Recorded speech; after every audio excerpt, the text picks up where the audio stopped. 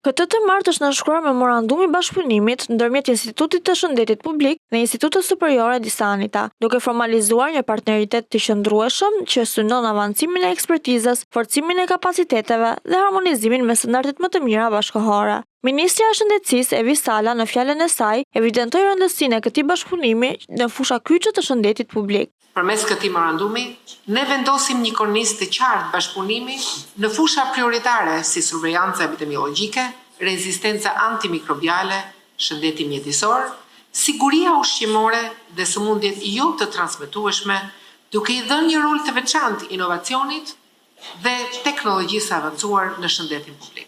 Sala vlerësoi rolin e këtij partneriteti në përmirësimin e përgjigjes së sistemit shëndetësor ndaj sfidave aktuale dhe të ardhshme. Ministria njoftoi se do të nisë puna në korpusin e ri të laboratorëve, në të cilën do të përfshihen të gjithë laboratorët e sëmundjeve infektive dhe jo infektive, dhe kur për herë të parë do të ketë 2 laboratorë të nivelit të tretë të biosigurisë. Pritet të nisë së shpejti puna në korpusin e ri të laboratorëve, në të cilin do të përfshihen të gjithë laboratorët e sëmundjeve infektive dhe jo infektive, dhe ku për herë të parë do të ketë 2 laboratorë të nivelit të tretë të biosigurisë.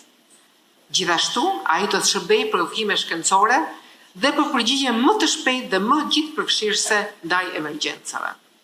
Korpusi po pajisje me teknologjinë më të fundit dhe të gjithë laboratorët do t'i përmbajnë standardeve europiane të shëndetit publik. Memorandumi i bashkëpunimit, përveç se do të forcojë bashkëpunimin institucional në fushën e shëndetit publik, do të mundësojë zhvillimin profesional të teknikëve, përmes shkëmbimit të praktikave, mundësinë e trajtimit për stafet dhe rritjen e kapaciteteve dhe eksperiencës së ndërsjellë.